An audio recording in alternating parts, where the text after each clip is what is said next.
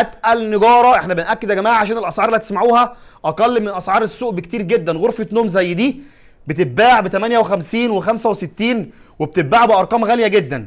احنا بنأكد على المعلومات دي علشان تبقى الناس عارفه اللي احنا الشغل اللي بنتكلم عنه ده متنفذ على اعلى ماتيريال في مصر. والسعر هنا دي سعرها معانا 39500 جنيه. ده السعر اللي احنا بنسلم بيه العملاء بتوعنا من فنون الاساس. وتاخدوا بالكم ده السعر اللي الشركات والمعارض اللي بره بتستلم الشغل بيه.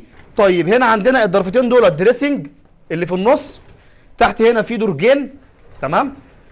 هنا الضرفه الثالثه هنا في رف وشماعه اهو.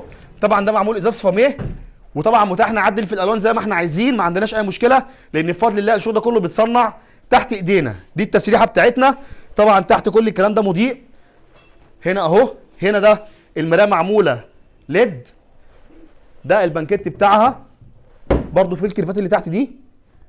هنا السرير بتاعنا، الغرفه دي ان شاء الله متاحه معانا اهي، تمام. هات لي كده القطعه الاضافيه دي قطعه اضافيه مع الغرفه. وطبعا لسه في حاجه تانيه مع الغرفه، في كرسي وشماعه، يعني الغرفه باذن الله كامله. الغرفه دي سعرها معانا في فنون الاساس 39500 جنيه